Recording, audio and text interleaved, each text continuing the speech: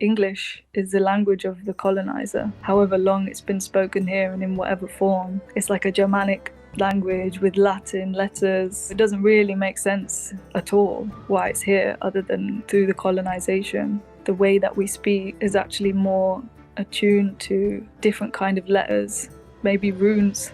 There was a reverence for the seasons, and there was the connection between the human body and the body of the earth. There wasn't this separation. You know how we go to work. Our work is very often separate from our life. We get paid, and then with that money, we use that money so that we can live our life. That whole concept, it just didn't exist. The work was the life, was the nourishment, was the creation, was the spirituality as well. It was all interwoven. We don't know about this. They don't really want to do this work. There's a lot of people are very unhappy in their jobs. We know why. But there's also this deeper level behind it, which is if we try and do something different, we're going to get executed, because that's what happened to our ancestors. The people who didn't comply were killed. I've found myself through being on a spiritual path, being in the UK, being in medicine communities and spiritual circles, doing the ancestral work and connecting to the earth. And the one piece that was missing for me was the connection to source, to oneness, to God. And Sikhi really brought that online for me, and it's made everything else flow, because I feel like without that connection to source, I was drowning. Hey everyone, I hope you enjoyed today's cinematic.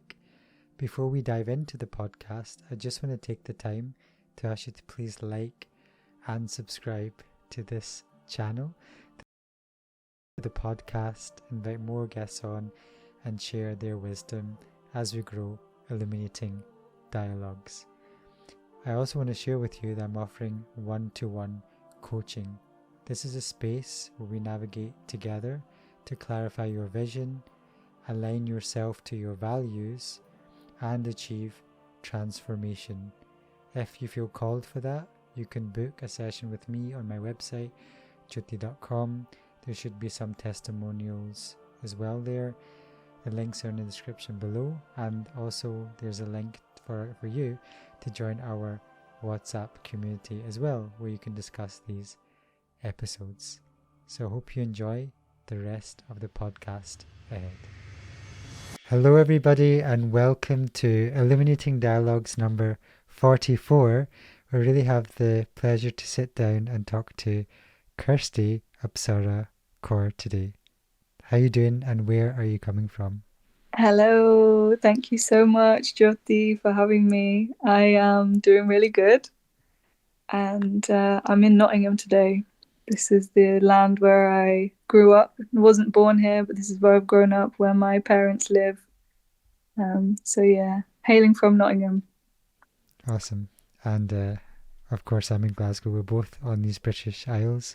And just like we were talking about before we started recording, is I was watching Dr. Kamrup Singh's live stream, and we've had quite a few guests from that live stream. I've just reached out because I was so inspired with the depth of knowledge, how articulate you were in telling the story of ancient Britain, like the ancestors here, what exactly happened to the masculine and feminine polarities, and kind of the work you're doing and the amount of time and effort you've invested.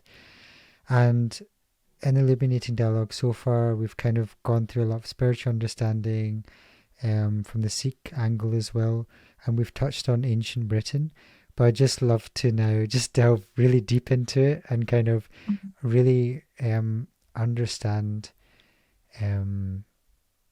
how we can reconnect to the land a bit more. Mm-hmm. So before we begin, I'd love to introduce you for people who are not familiar.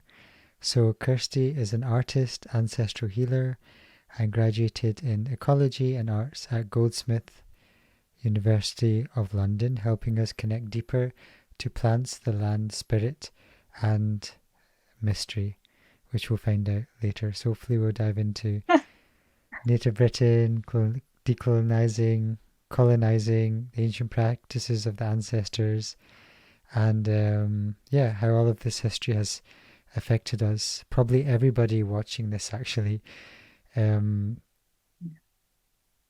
So before we begin all of that, this podcast is called Illuminating Dialogues. It's really a space to journey to a place maybe we haven't gone before, and to illuminate the speakers and also the listeners. So with that being said, my first question to you is, what lights you up? What lights me up? Wow. What a question. Hmm. I think it's connection with people, connection with the earth, the rivers, the land, connection with animals, connection with creation, with God, goddess. I think that's the light. That's where for me, that's where I find the light that lights me up. Even the connection within, this place is where the light is. It's a good question. Yeah, amazing. And often we can forget that place inside, I feel. And that also takes us away from that nature outside as well. So, yeah, that's a really beautiful answer. And I wonder if we can begin just by exploring your journey. So, how did you start to connect to your inside world? Have you always connected to that light inside in nature, or was that a slow journey? And I saw your name was Kirsty Apshara Kaur, so I'd also like to ask, how did you find the path of Sikhi, or come across that and have this beautiful name as well? Sure. I think there's a very specific point where I kind of started having a spiritual awakening. I was 17 years old, and I have to actually attribute some of this opening of my mind to taking psychedelics. Definitely, that played a role. When I was a teenager, I was smoking cannabis and taking MDMA and also LSD. I just had one trip LSD, and not hardly anything even happened. It was so small, but it just shifted something in my mind, and I started realizing that everything is one. I didn't even have any visuals, or it wasn't this big crazy journey. There was just a little like switch happened in my brain. And before that, I haven't grown up in a family where there's religion or spirituality. um I'm blessed. My parents are so lovely, and they've taught me really good values, and so grateful for them. But this is something that happened on its own. And then after that, I was kind of asking. I was like, well, if there's something more, then show me. I was sort of calling out into the universe, to God, show me something then, if this is real. And what happened was, I was laying in bed one night, and I was kind of just pondering, contemplating how vast the universe is.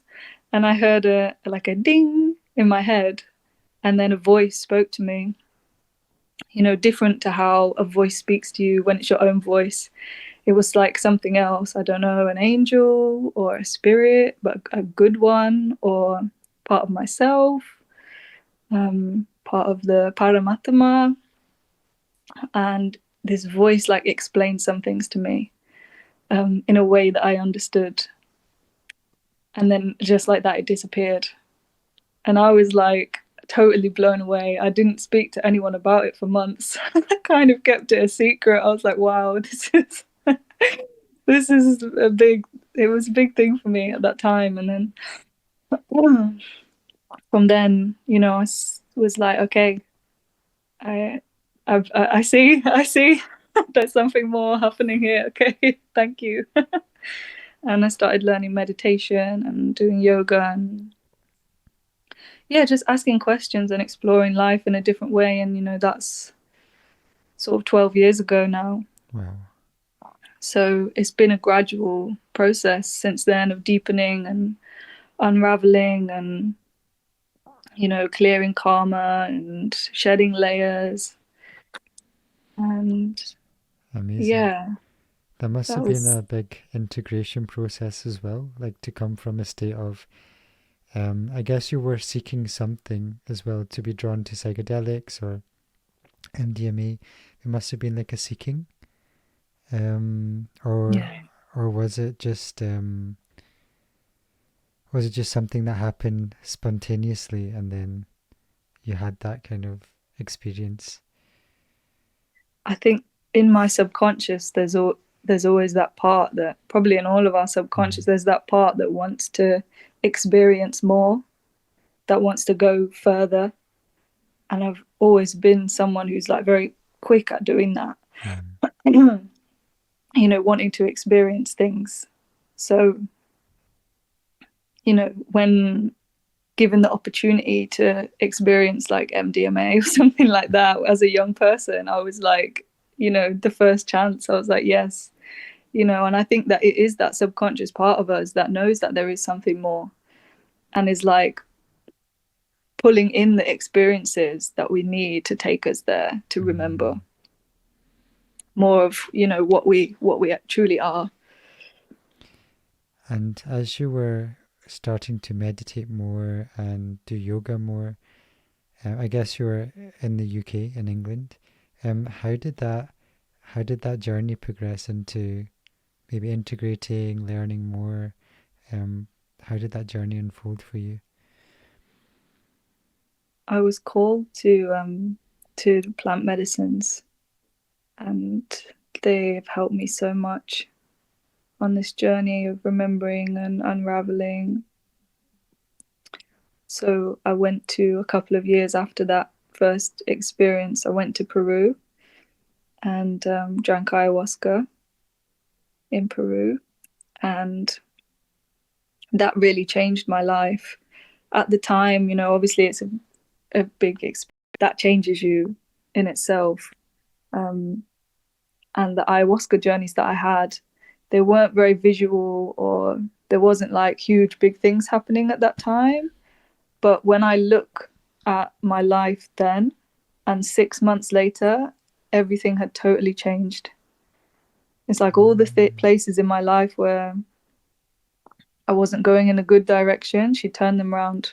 And I know that it was the ayahuasca that helped to do that. Wow. She cleared some things in me, and I was studying politics at the time, and I was in quite a toxic relationship.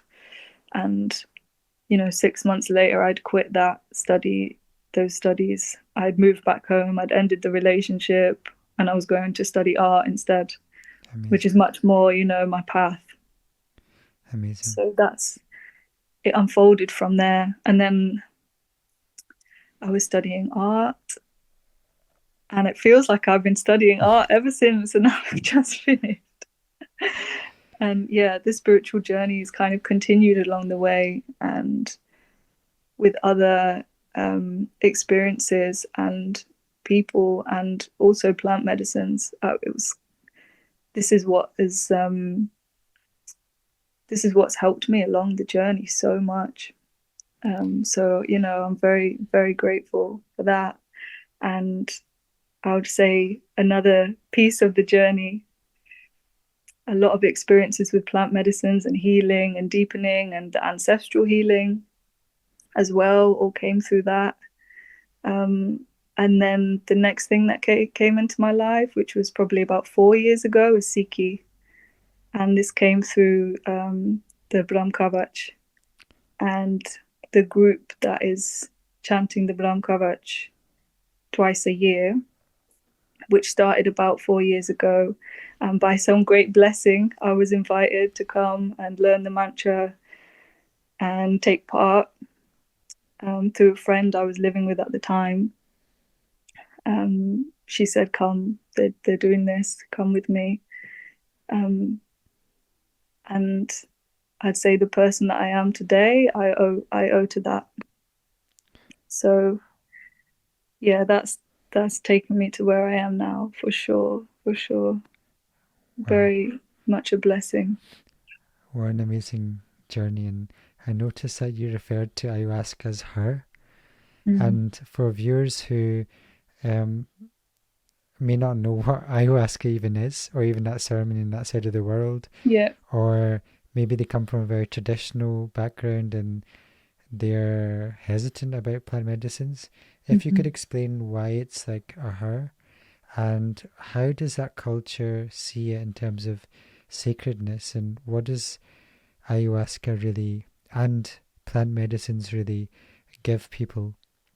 Because it's very, I feel like there would be a lot of resistance to it in certain societal communities. Sure. Yeah. Yeah. And I understand why as well. Really do. So ayahuasca is a plant, and the spirit of this plant is feminine. Like the plant has a spirit, and that spirit, she's like a grandmother. She's feminine. She's a very wise grandmother spirit. And she's used for spiritual healing. And what else to say about ayahuasca? The active ingredient is 5-MeO-DMT, and DMT. it's actually made with two plants. So the ayahuasca vine contains the DMT, and that's her spirit, and then it's mixed with another plant, which is an inhibitor, which helps the brain absorb the DMT in the right way, so that we can have this journey. Because we know our brains produce DMT on their own, but we need that inhibitor to be able to experience it in a way where you have like visions or some kind of process unfolding spiritual journey when you're with that medicine, is to assist us. Thank you. Thank you to the plants. When we come to them in the right way, with the right intention, of course, come to them with respect for their spirit, for the lands that they come from, then yeah, they have an intelligence that's beyond ours, and they can go into our being, into our mind, into our emotions, our body, our spirit, and find the places where we're blocked, where we've got trauma, where we're carrying things that we don't need to carry, and like unblock that and take it out and move things around and make us feel a lot more clear afterwards. It can heal addiction, it can heal like serious trauma, PTSD, many, many, many, many, many things, on the psycho spiritual soul realm. Yeah, and they all have their slightly different way of doing this. That's amazing. I like how you said that, especially that culture would come to it with honor and respect, because I feel like some people might, just take it as one side would say, oh yeah, it's maybe just a trip, and another side would maybe be fearful. But I really like that way of, and like it's like a being of the earth and being grateful for its function, and it just gives a whole different perspective and appreciation of the different cultures that develop their different indigenous wisdoms around that. So Yeah, there's different like creation stories of how ayahuasca came to Earth. As they say, like she comes from the stars, similar to cannabis. The mythology behind that is like that this being is a celestial being that's come to Earth. As some people would say of the souls of human beings as well. We've been many places and now we're on Earth. So there's many different creation stories, but generally what she's used for is for healing, and is for healing of the community and personal healing for people who are for the indigenous people. And now we're so lucky that also the medicine comes over to this part of the world as well. So yeah, it's definitely something to it's definitely something to look at in terms of what we need to do to really like respect where it's coming from. And, you know, talking about colonization, that it's coming from a land where the people and the indigenous people, their communities and their land has been harmed by colonization, by mining, and these things are still happening. So it's like, I think, especially if we're working with medicines that come from other lands, like to really look and come from, you know, our innocence and our truth and a good place, then that's what we can do. Amazing. And then when you were saying the cannabis as well, I understand that that's actually a tradition. Actually, I didn't know about this until recently, that that's actually a tradition in the Nahang order, that they're using this as a Shahidi dig, I believe. So they also have, so I guess in South America it's shamanistic purposes. So different cultures would also have their version of a shamanistic ceremony, I guess. So I wonder if you could maybe talk about if you've experienced like a very similar, um, yeah, plant medicines, like not just in South America but other cultures, and also like your connection to Sikhi. So like maybe how you got your name, or how you connected after Bromkovich as well. Yeah, so I've drank the Shahidi dig, and yeah, wow, this is also a deeply spiritual experience and medicine. And yeah, I mean, they all of these plants that have the psychoactive properties and like deep spiritual healing properties, they all have their own way of doing things. And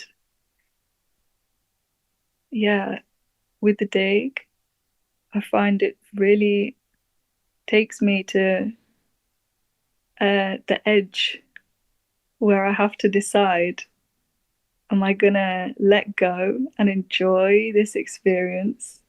It will take me to the edge place where I could just fall off and, you know, go into the mind and the all of this. It will really like make me look at myself very much. And I think this is kind of why in the West a lot of people smoke it, and you know, a sort of it gets demonized and people can have bad experiences and things like this. Again, one, because it needs respect and we're not respecting it. You know, if it's sold like down a back alley or something like that in a little bag, it's not, you know, respecting this very powerful and, you know, sacred plant. But also because our psyche isn't always ready for the experience that it's going to give us. And it's going to, I mean, everyone has, there's infinite different experiences that one could have. But when you're coming to something with an intention for healing, generally an experience can happen where it can take you to an edge point with that challenge. But it's that challenge that we need to go through. Like we need to sit at that edge place where things are difficult, where that place that we don't exactly want to go, and we need to make that our home as well. We need to be comfortable there, even if we're not comfortable. Be comfortable in the uncomfortableness so that we can be free in life. And my personal connection with Daig and experience with the Daig, that's what it does for me. I do believe that many people's experiences will be very different, because I think it's each to their own as well, you know. And as I said, these plants have their own intelligence, and they do they give you what you need, and they know what you need. Yeah.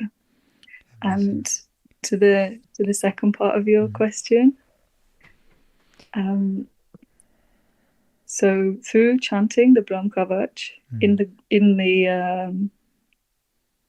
like with the Havan, with the Sangat, through doing that, and then through also chanting it on my own, just as a spiritual practice, I feel like what that has done is aligned me with Sikhi. So it's been like a gradual process of moving closer and closer towards that. And then it's sort of about a year ago where I really started incorporating other practices of Sikhi and the Naam. Whereas I don't think I saw Brahm Kavach's Naam before, or really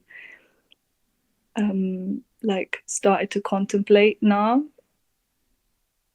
Whereas about a year ago that changed and it started deepening. And I'll say one thing that I've found myself through being on a spiritual path, being in the UK, being in medicine communities and spiritual circles, and doing the ancestral work and connecting to the earth. And the one piece that was missing for me was the connection to source, to oneness, to God. And Sikhi really brought that online for me, and it's made everything else flow, because I feel like without that connection to source, to the one thing that we all are, that is everything, the God, the goddess, the Paramatma, the great mystery, I feel like without a connection to that, I was drowning. I was going round in these cycles of grief for the land, looking at the world, the earth, everything that's happened. In the spiritual sense, I was like experiencing like black magic and all of these like karmic cycles from past lives, but it was very chaotic. It was like one thing after another, and there was fear and there was pain, and I was like, I mean, it was clearing a lot of karma, but with a connection to source, it doesn't have to be so chaotic, you know. It's like finding a connection to that one, to the thing that is infinite and true beyond all of this, has given me stability, which nothing else gave me before. So that's become my root, really. And it's also rooted me more into the earth, because now I can be with these ancestral healing practices. Now I can be with the land in a way where I'm not sort of wallowing in the grief of it, but I can actually listen. I can listen better, and I can do the work better, because I've got more energy available to myself to do the things that might need doing. Yeah. Amazing. Thank you for sharing. Thank you for listening. As Guru Nanak says, Suniye, Suniye, and Japji Sahib, listening. So I wonder if we can talk about the land, because a lot of people watching this may be from Britain, you know, whether they're native from these lands, what does that even mean, or like even immigrants in the last few generations. Mm-hmm. And I myself, being born and brought up in Scotland, in Glasgow, I was researching the Picts, and I was trying to understand what were they up to, you know, the Neolithic people. How did they connect to the land? What were their practices? How was the balance of masculine and feminine at that time? So I was wondering if you can paint that picture for us about how people perhaps worshipped, how they connected to the land, because that's quite vastly different from what we know today. And I feel not many people talk about this in the mainstream. Yeah. Yeah, sure. Yeah. I'll do my best to Thank paint a you. picture, and I'm sure there's people who've like really deeply studied the Picts and the history of the different tribes that were on this land of the Isles of Britain, Mm. and um, yeah, I'll do my best. Yeah, no What pressure. I thank you. No pressure. What I can say is that there was a there was a reverence for the seasons. There was a seasonality, and there was the connection between the human body and the body of the earth. There wasn't this separation that we have now. And the connection to the work that the human body does was in connection to the earth. And it was also, how better to say this, but it was an embodied life. So what people were doing was directly informing and nourishing and creating um, the relationship to community, to food, to um, to the general day of living. You know how we go to work, and our work is very often separate from our life. So we go to work, we get paid, and then with that money, we use that money so that we can live our life. That whole concept was just not, it just didn't exist. The work was the life, was the nourishment, was the creation, was the community, was the food, was the animals, was the spirituality as well. It was all interwoven, and it was all it was all on a level playing field. You know, there wasn't like this is more important than that. So I know from spending time in Scotland, um, and some of my friends who are Scottish and who live there, some who very well practiced in their craft and their history and the language and the stories and the songs. I know one practice that until not very long ago was still happening, and that's of the Sheelings. So what I know about the Sheelings is that there were houses up in the mountains, and so what would happen is in the summertime, when it was warmer, the people would take, generally the women would take the cows and the other animals up the mountains to graze them. And they would stay at the Sheeling and they would graze them in the mountains and graze them on the herbs, the flowers of the mountain. And these herbs and flowers of the mountains have certain nutrients and vitamins and minerals and all kinds of good things in them. So this is where the cows would be grazing. So the milk from the cows had all of the goodness of the mountain within it. And then in the wintertime, obviously the cows would come down, everyone would come down, it would be more cozy down at the bottom of the mountain. But this process of taking them up and then down so that the cows could graze on the good stuff, the good stuff at the top of the hills, was because the butter from the cows was something that was like very like highly revered and prized and loved, and people even paid their rent in butter. You know, it was like the golden elixir of life, and that would carry people through the winter as well because it had all this goodness in it. And in the winter, you know, people are living seasonal crops. There's no strawberries in December. You know, there'd be carrots and potatoes and maybe some apples if you're lucky. And maybe like, you know, you'd kill an animal like around the returning of the sun or something like that. You know, there'd be like some meat as well. but there would be the butter, and this would carry people through. And I actually feel like when I'm saying this, I'm thinking about ghee Yeah, I was thinking and about how, ghee as well. yeah, this is there's connections here. There's similarities, and maybe there's similar things all around the world because cows are everywhere as well.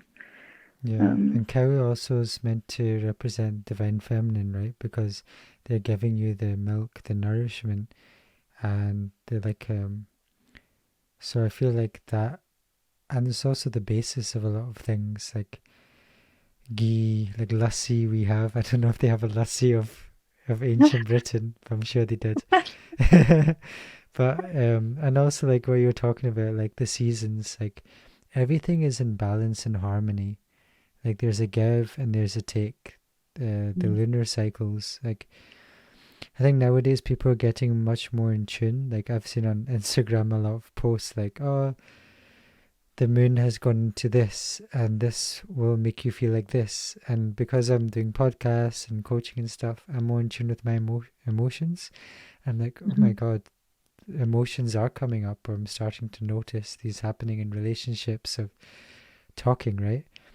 And and then I feel like society is becoming more awake, but at the same time, being in a corporate like American environment, it's like the heart of it, which is like, and we'll get into that like colonialization after, which is kind of like go go go, um, very heady. We're in the head a lot, versus like you said, there's no separation between the head and the mind, and it's such a different pace, such a different energy level, and yeah, hopefully we'll slowly get into that story.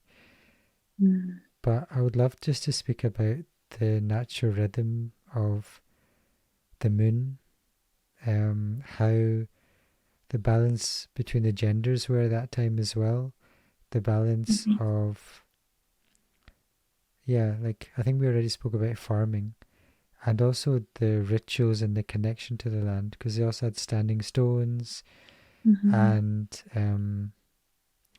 I feel nowadays people don't really understand how to connect. Like they would go to like, I'm not throwing shade in any places of worship, but they'd go to the place of worship, they'll say their chants and then bye bye, and that's their prayer to God.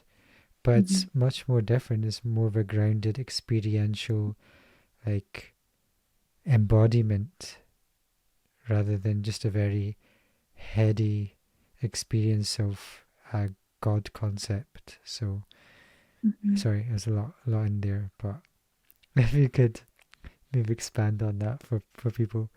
Sure, thank you. There's one thing that's coming to my mind to share, and it's a ritual that's still happening today, and it's one of the oldest rituals in Europe. And it's in Glen, which is kind of accessed through Glen Lyon in Perthshire. And this happens at Samhain, which is sort of like Halloween time, and Beltane, which is like May Day, like the the modern name, or you know what that day was kind of turned into. And this ritual is to do with the stones, and these stones are representing the grandmother and the grandfather of the land. They're representing, it's actually more to do with the Kaliak. So she's the grandmother. She's like the crone, or the old wise woman of the earth. And the Bodag is like her husband. Basically, he's the grandfather. He's her husband. So what happens is they're inside a house, a small house, and at Beltane, when the sun is getting stronger, and you know it's springtime, Beltane is, May Day is a celebration of the life force, kind of like bursting out, like it's summertime. Like the masculine and the feminine are both here now, because it's been the winter, it's been the feminine, it's been the more inward time, the darkness, the fertile kind of womb of life deep in the earth. And then Beltane comes, May Day, and it's like whew, everything's out. So it's at this time of the changing of the seasons, and one of the 8 points in the wheel of the year, of the changing of the seasons. And so the stones, the Kaliak stone and the Bodag stone, they come out of their house, and the children, they've got children stones as well, they come out too. And then they're like given offerings and mead, and yeah, they're out now for the summer. And this is like keeping the seasons in balance. Yeah. Were you going to say something? Yeah, I guess like it's keeping like the humans as well in balance with the system of the universe and the solar system, because that it like paints the picture of that we had systems in place, almost organic systems, where that would tune us and tune the families, tune the societies. Like we had our rituals no matter what country we're from. And I think even you spoke about the languages, like even I don't know what languages were spoken like in the area of England you are now, but even I think I intuitively feel that the language that arose from the native land had the energy of the earth.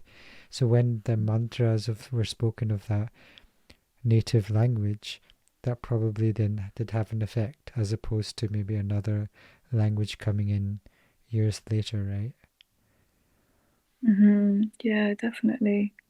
This is something that I've written about. I think maybe I wrote about this in my dissertation. It's about the language and the stories of a place being like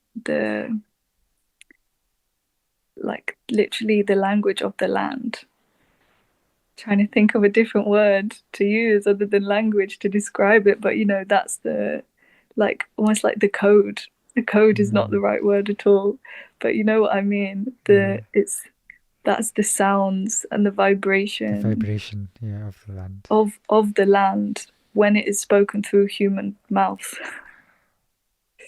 Yeah, so obviously there's Gaelic in Scotland and Ireland, and there's Welsh, and there's even like some Cornish and Manx that's kind of still alive.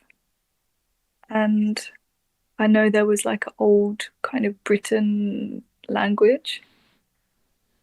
The old languages of England is not something that I know a huge amount about, but I feel like there was a time where most of the language was something like Gaelic, because Gaelic and Irish Gaelic and Welsh and these other languages, they've got a lot of similarities. And something that is kind of having a revival at the moment through a woman named Caroline Hillier. I don't know if you've seen her work. She's in Dartmoor. She makes beautiful paintings about the ancestors of that land, and does workshops and has traveled. And what could I mean, check out her work. It's really beautiful and deep and grounding. And one thing that she's done is put together a book of Proto-Celtic. So Proto-Celtic is a language which is like the mother language of all of the Celtic languages. So what people have done, and I think this has happened over like 100-year period that people have been kind of studying this, is finding the root words from all of the Celtic languages and placing them together. So where there's the same word, you know, in all of these, and placing them there in this kind. It doesn't belong to any specific people, but to anyone who wants to bring it into their heart and revive these words that were once spoken, that have been spoken and have traveled through different languages. And because, you know, English is the language of the colonizer. However long it's been spoken here and in whatever form, you know, it's more of like a Latin, Germanic. It's like a Germanic language with Latin letters. You know, it doesn't really make sense at all why it's here, other than through the colonization of people over and over and over again.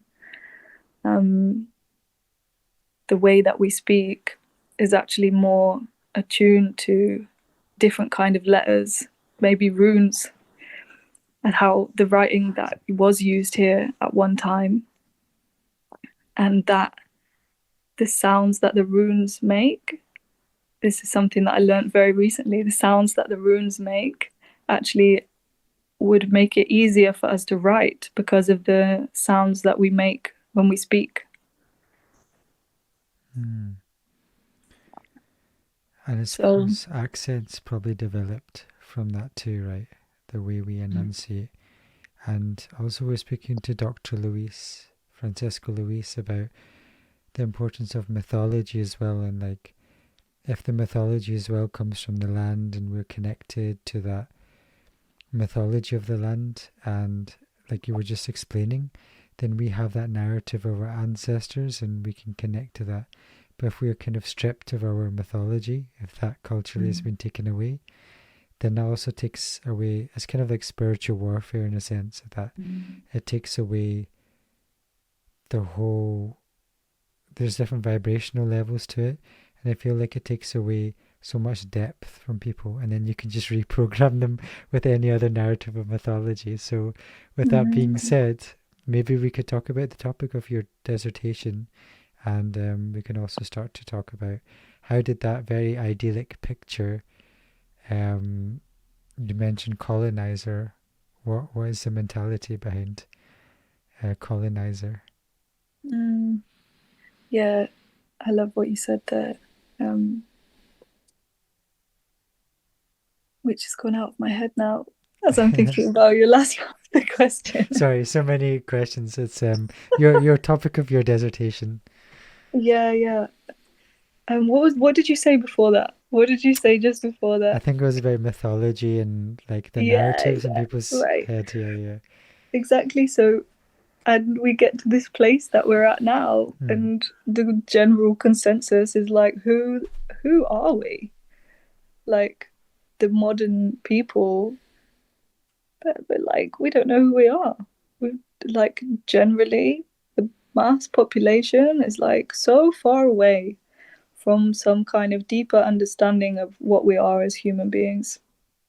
You know, as you said, we've not got a native language. Our stories, where are they? I don't know.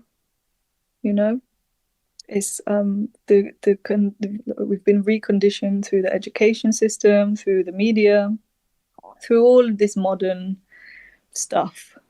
You know, that like the entertainment, the consumerism, these things that aren't important, but that we base our identity and our self around because it's all that we have actually. So yeah, this is kind of what I touched on in the dissertation, is very much based around the work of Silvia Federici. I really recommend reading her work, and especially Caliban and the Witch. It's really enlightening, and I don't know anyone else who's written on it so extensively. And yeah, she really kind of explains how this was a very calculated and purposeful deconditioning, breaking down of the society, industrializing the human being, industrializing the land, reconditioning, and then we get to where we are now, which is like a population that's suited for work. But even that, I even question that, you know, if the people are really suited for work anymore, because when we're constantly questioning who are we, even that becomes something that's like, our work is so disconnected from our life. But anyway, I'll go a little bit into like how this, she said this idyllic picture, and it is an idyllic picture, and I don't want to make it too idyllic because, you know, there was always challenges, but I also question the narrative that the people who lived previously on these lands were like very primitive and like almost like really dirty and stupid. I just don't, I question that. I question that. I mean, you know, there's like stories of plagues in the bigger towns and things like this. I don't know. I don't know. I don't want to make too much of an idyllic picture, but there was freedom, and there was what we would call now a right to roam. People could go wherever they wanted, basically.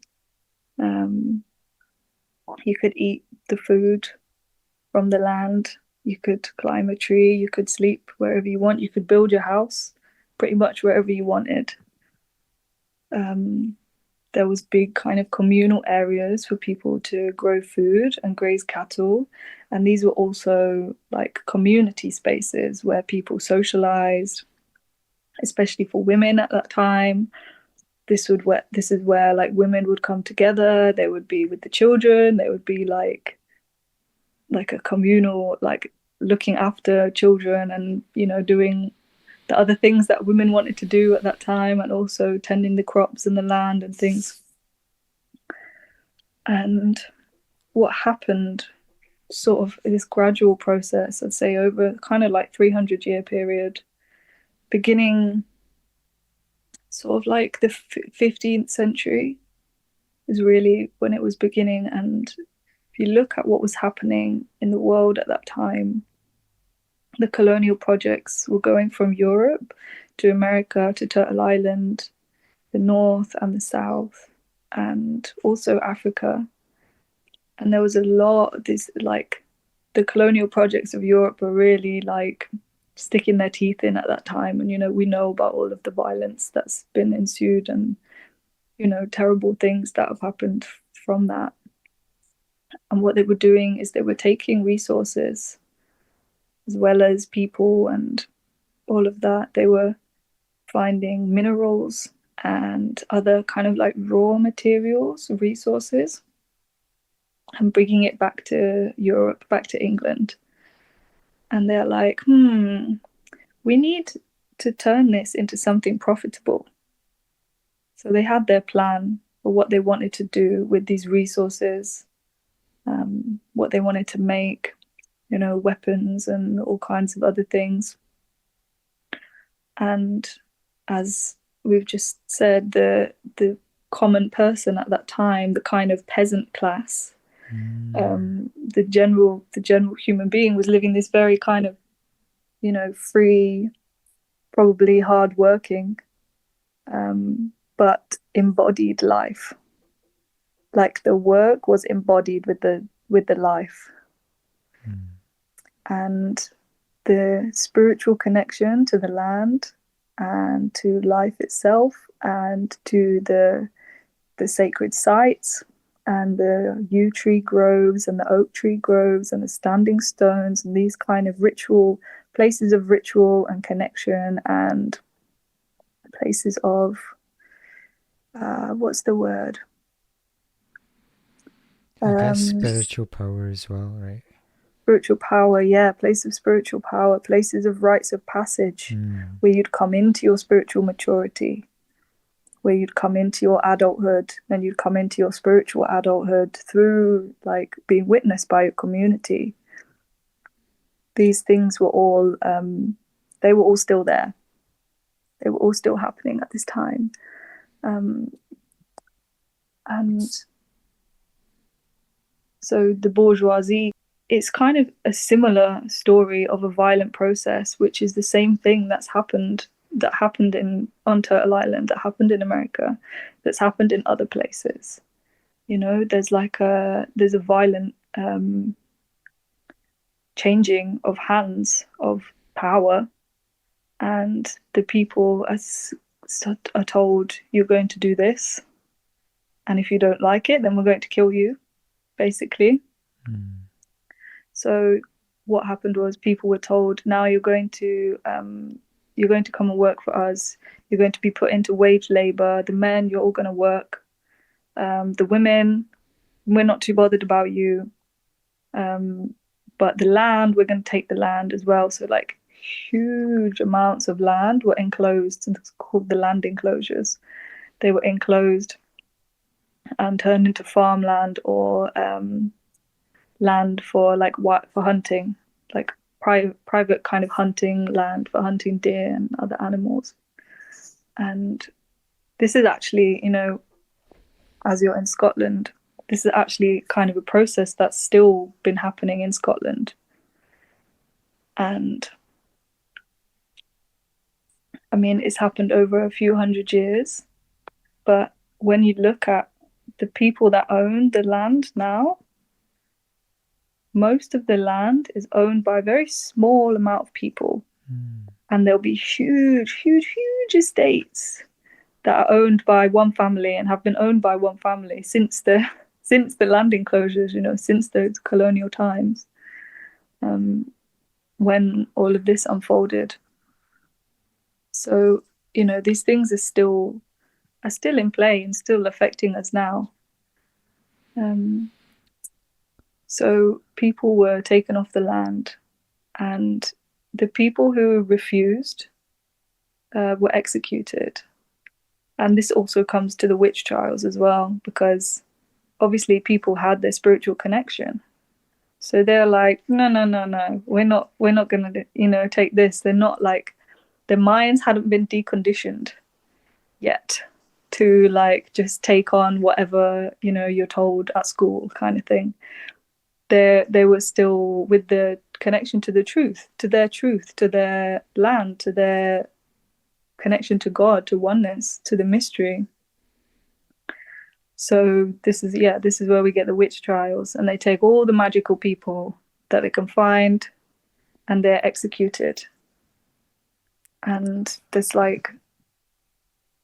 it's like a big number, kind of hundreds of thousands of people, men and women, through the witch trials and through the people that refuse to be compliant in the colonization of their own land by the bourgeoisie. Many executed. Wow. So and I see this in people today, where there's this for one, I see people from this country, we don't know about this. Nobody taught us this at school. It's like, and then I see in people this the ancestral resonance of that, which is still here. Which is, I see it in people where it's like they don't really want to do this work. There's a lot of people are very unhappy in their jobs. And obviously we can see, there's on one level we know why, but there's also this deeper level behind it, which is we've been told that if we try and do something differently, or we've been told, we have the ancestral memory that if we try and do something different, we're going to get executed, because that's what happened to our ancestors. The people who didn't comply were killed. So it's this okay, we don't have a choice, basically, and I think that's what many people had to do to survive. There's two things that happen in these situations. People, will fight and they died, or people do what they need to do to survive. And I think we're still surviving. And it explains the industrialization of the land, industrialization of the man and woman. So I guess like the men and women, of course, have their natural yin and yang, Shakti Shiva, masculine, feminine inside of them, and then that got basically nature seen as a resource and exploited, and then a man being put into work and being hyper masculine. So then we can see the beginnings of toxic, that being toxic and overworked, and then I guess that having, I think you mentioned that before, like that having an effect of on the family, because what does that mean when a man is at work all the time and then for like really burnt out and then having to come back, what does that mean for the family? And I feel that as well, like in Britain, going to other countries, they might have less of a wound, those countries that got colonized to a lesser extent, but having this like solar plexus wound or ancestral throat chakra wound or even like third eye block, so they're not able to actually access this. This is coming intuitively because like they're not able to access this because it's so deeply ingrained into the culture because of the wounding. And I think someone also mentioned like a witching wound, which is basically just expressing your truth from your throat, right? So those people who were connected to the source. And like as you were explaining before as well, like the mythology of the land, it got me thinking like in India there's like the Vedas and like Bhagavad Gita, and in Sikh tradition we have all of the gurus and the mythology behind that. And then I was thinking like when I was talking to Shamir, it was like King Arthur, but there's not that much depth of like, the narrative and the mythology there. And so the industrialization is sort of like the industrialization of the narrative, the industrialization of nature and human beings as well. I think it all kind of played into, it was like a culmination of all of these things that allowed for that. And they say like hurt people, maybe colonize people. There's been like again and again, people invading Britain. There's been there was Romans and Christianity, Catholicism came, but that still kind of it kind of like mixed in with the native people at the time, kind of allowed them to keep their traditions as well. And then there's the Vikings that came, and they were also getting into Christianity, so there was more kind of like conversion, and obviously like a whole new wave of people and beliefs, and they'd had their raids and all of that. And then so I think there might be one that I'm missing out. Oh no, maybe the Romans. Anglo-Saxons, maybe. So they're getting to the it's not really until the Saxons came where they were much more. It was at this time when that started happening, where there was like, you have to do things this certain way that we say. You have to convert to Christianity. No more magic tradition. No more like Druidic, Bardic, whatever mystery that people were doing at that time. That's when this kind of process of colonization of the land started. Okay, so the Druidic and Bardic, and we did touch on this actually with someone called Stella Marie from Wales.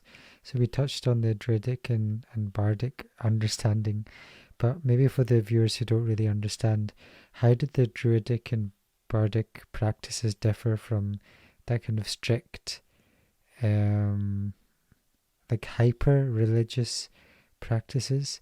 Because on one side, like you said, like the Christianity still brings that connection to the source, but then there's that element of fundamentalism that came. So how did that differ, the Druidic and bards that were native to the land? Yeah, so it's like what we were saying, like the language of the land. Their spirituality had arisen through that. It had arisen through deep connection to the land and the nature and the life that was there. And obviously the bardic is storytelling. The bard is a storyteller and is like a type of druid. And then there's druids who are like seers and had their other sort of gifts.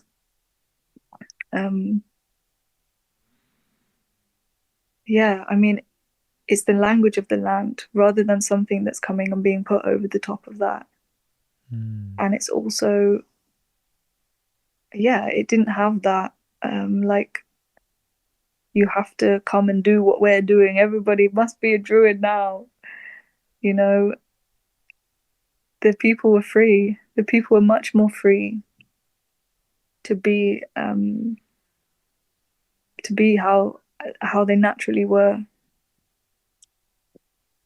Yeah, compared to obviously, as you said, the fundamentalist idea that's traveled around the world in some really horrific ways, that like Christianity is better and everyone needs to convert to that.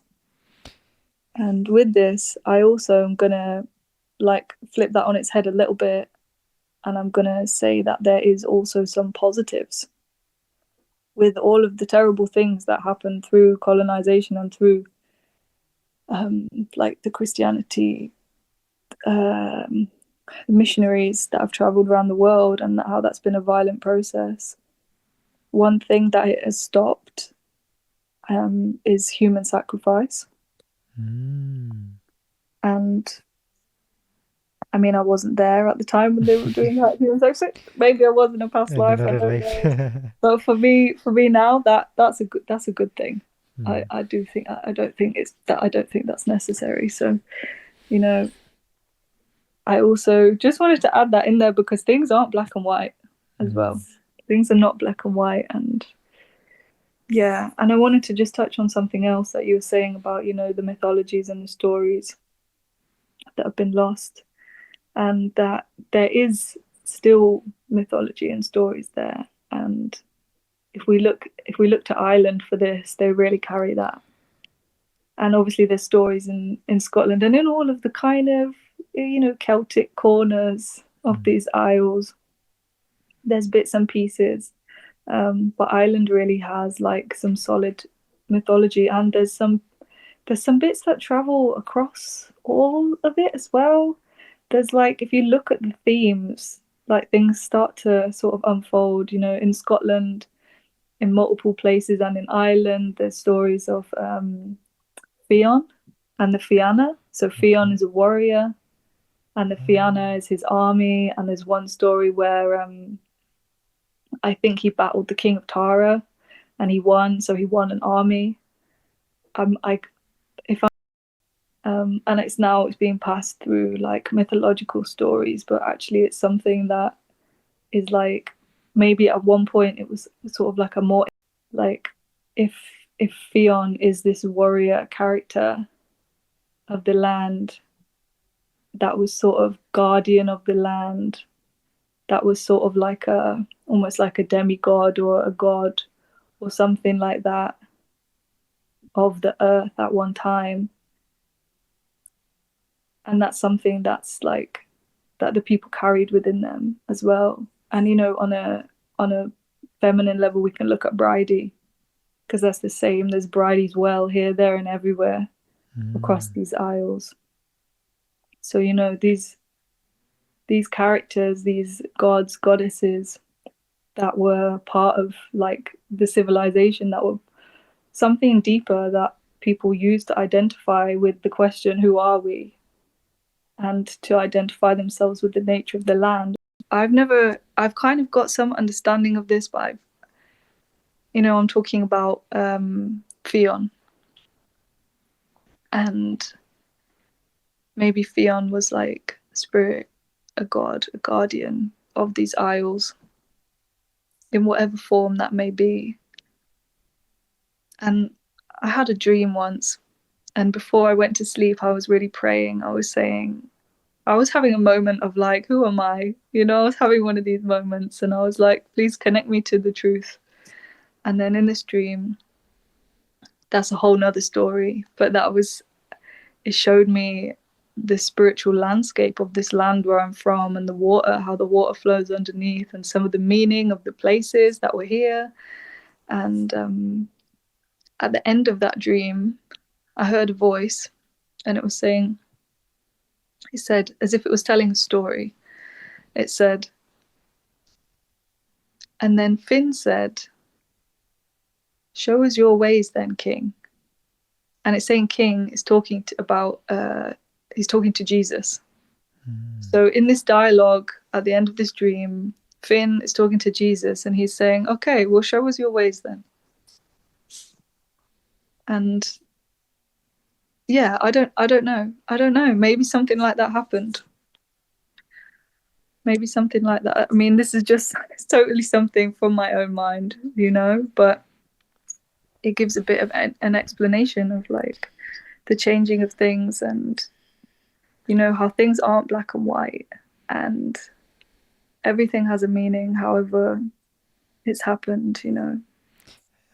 I love that because it really helps with the healing as well. Like we were talking about in the previous episode, like some people have the shame of colonization, some people have the anger of colonization, but when you really start to accept it and realize that it's not black and white, and one thing I was reminded of is like how when Britain first came to India and how the companies were just set up as like with trading posts, maybe for like our brothers and sisters who are there in corporate who maybe like you said don't like their job and they're just going for holidays and enjoying that life, but they're feeling something deeper. They don't really know their purpose and what they're doing, and they're working in this large corporation, and they're trying to serve the world with whatever they're doing in the corporation. How does like where we left off with the colonization of the lands like lead on to maybe where we are now? Because I think you also spoke about that earlier. Sort of like the industrialization. Yeah, it was like it's like a 300-year process. You look at the 1500s to the 1800s, sort of like the beginning of the 19th century, even like towards the end of the 19th century. I'd say that's where people are really, it's normal to go to work, and it's even celebrated to go to work, to get a job, to wear a suit. It's really like that's become the norm now. And yeah, I mean, from there we can kind of see where we are today. Um the industrialization of the land happened in that time. So many of the vast forests that were here was all, majority has been cut down. All of the wolves were killed kind of the earlier part of that time. So like the wildness of the land was like took a real hit. And the same in the wildness of the people not being with that land anymore and its wildness, but getting to work. And yeah, this new social system, the men go to work, the women stay home. You don't really have a choice. You need to get a husband, otherwise you're like a prostitute, basically. What else kind of what else can a woman do to make money? At that time, it's like not easy. And then yeah, the woman's body becomes something which is, again, it's not a part of nature. It's a baby making machine to make workers for the industrial colonial projects. So then yeah, we kind of get to before the world wars, before the like early 20th century. And yeah, this is it's a whole different way. It's a whole different way. I feel like we can see it from there, how things have kind of unfolded. And it's not an easy one to come away from being in a job that you don't like or dislike life that we've been given. And also we need to be grateful for what we've been given as well, because it's hard, but we're blessed. We're blessed to have food on our plates and to have family around us and these kind of things. But it's not easy to kind of change things in the beginning. If you're deciding like you're in this job that you don't like, or like you're realizing that the way that you're living life is totally disembodied and you don't want to live a disembodied life anymore, it takes, that's each person's questioning about, okay, how has all of this series of events, how has that affected me, and how can I come back to something more natural within, and like embodying a life that's more natural. I feel like what resonated with me is like the realization of disembodiment, because that's when I was listening to you, that kind of left like a crisp by the end. And is that seen as normal? Is that normal? What's normal? Right? If I look at nature, if I look at the trees, they're blooming. They're not the plants aren't burnt out. They have their natural timings, right? Yeah. So, like you said, controlling how people exercise, controlling how people all in a system. So, I think the root of that is realizing the disembodiment, and that really hit me. I think the way you explained it, which was quite powerful. And yeah, you're right about the gratitude as well, which can be often hard to forget. So I know I don't mean to be like a what's the word, devil's advocate yeah, in my own kind of what I'm saying, but I think it's good to have a balance as well. nice. So as we slowly begin to wrap up, also like those people who are a bit into getting into, if you can say the word spirituality, but there's a concept called New Age spirituality, and I think before we started talking, you also, or sorry, in this conversation, you talked about leaning into the feelings, embodying the feelings, and maybe recognizing slightly toxic elements that could perhaps dissociate us from New Age spirituality. I don't know if you've had that experience at all or you've noticed that in the collective, but how can people start to ground themselves a bit more, but also have that spirituality of grounding to the earth? And also maybe just a follow-up question is also like Sikh people from the Sikh tradition who came over as immigrants, or maybe any immigrants who come over, and they are connecting to their faith, but also might not be connecting to the land and the ancestral land and the elements that are here, because that can also be quite a disconnect. Um, Maybe what advice or what insights could you give these kind of two groups? Mm-hmm. Okay, so I'll go with the second one because apparently my brain is only taking one question at a time. So yeah, I think in my view, it's like if you've been born on this land, even if you've come here and you live here and you've eaten the food that's grown on this land, you've grown on this land, you breathe the air from this land, you are a part of the land. And people have been like nomadic and migrating since the beginning of time, so to say like this is our land and no one else can go here is just like, it's crazy because we're all from the earth. We're all from this same place. We're one people at the end, and we're new, and like had to learn a new language and a new language of the land, and a new kind of weather pattern, and all of these things probably so many times. So yeah, I really encourage people, no matter what your ancestry is, to make that reconnection to the land where you Mm. are. Like, we have to ground where we are and indigenize and naturalize where we are and start listening to the land where we are. And I can understand how, if you're from a different place or if you've got different ancestry, um, that might that there might be some disconnect there, especially if you've not kind of gone through that journey. Say, like, if you've moved here from a different country, especially if you've not had that connection with the land where you were born, you know, to kind of build that somewhere else. But that's what we need to do. And the earth, she loves all of us.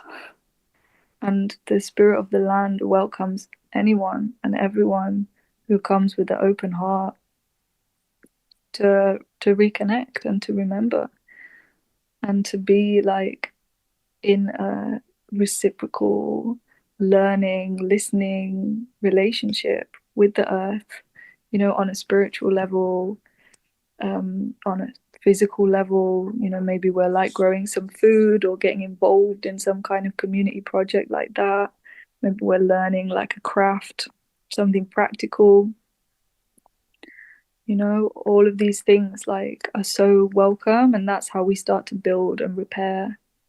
And you know, there's many community gatherings nowadays which are kind of reviving these old crafting ways and learning about like wild animals and how to process a wild animal like a deer and things like this.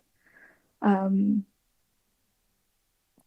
yeah, to like, I really encourage people of all backgrounds to get involved in this. Um, yeah, Yes. Yeah.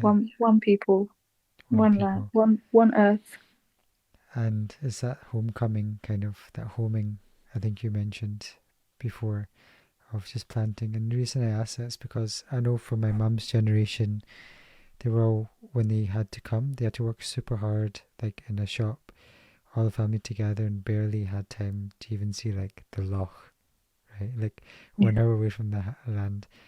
And so over many decades, a lot of immigrant children, a lot of first generation never really got to even see the beauty that was like 40 minutes from their Yeah. doorstep. Well, So I really think it's like the second, third generation really who are getting the opportunity to actually connect to their land because they're, and so I started this YouTube channel talking about Punjab and my grandfather's story coming here and I'll have to watch realizing, that. yeah, like realizing that, oh my God, um, worked so hard but never actually got to connect to the land Mm. until maybe later in his life. And so it's really a journey of like understanding your roots but also rerouting in a way Yeah. and seeing how that unfolds. So yeah, thank you so much for your wisdom, for your time, um, and all that you do. Thank you. Thank you for listening. I feel like your listening, your deep listening has brought some good words out of my mouth. So it's Oh, definitely good. teamwork. So thank you. Teamwork makes the dream work. And if people Mhm. want to connect, I know you have two Instagram profiles, and how can they connect with you? And if you could also share what you're up to in the world and how you're helping people as well. Sure, sure. So my Instagram is at Dear Walking Woman. Deer is in the animal, walking woman. And yeah, from that you can see my Dear Heart Herbals, where I'm making herbal medicines and other kind of like natural products, um, and posting about herbs and plants and different insights. And yeah, this is one thing. Another thing that I'm doing is I'm a Kambo practitioner. So this is another medicine from South America. It comes from the giant monkey tree frog. it's got a myriad of healing properties, and they're doing scientific studies on this now, that it's got huge healing benefits. Pretty much anything, physical, emotional, mental, spiritual, is really it can do a lot. So yeah, I'm based in Nottingham and in the Midlands, so that's another thing that I'm doing. um there's something else. There's going to be some retreats happening this year, um in the UK and abroad, so kind of working with friends. There's going to be some for women, and it's going to involve also connecting with the land, connecting to the heart, spiritual healing.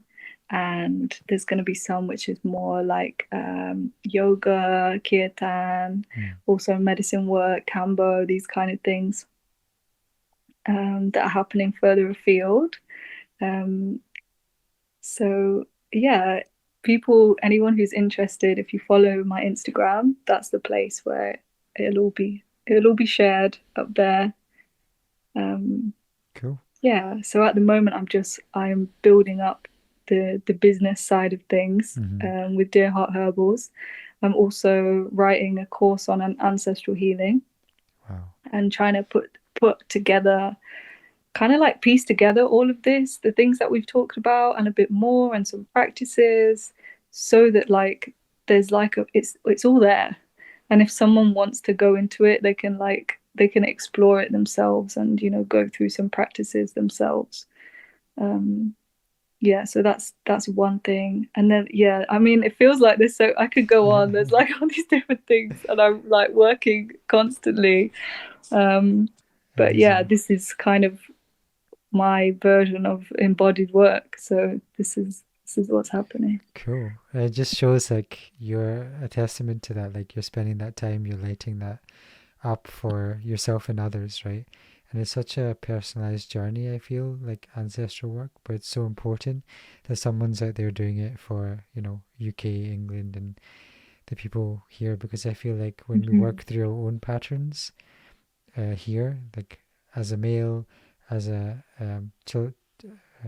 grandchild of immigrants and the Sikh lineage, as I unpick things, I'm also unpicking that for the collective, and I'm sure you're finding you're doing that too.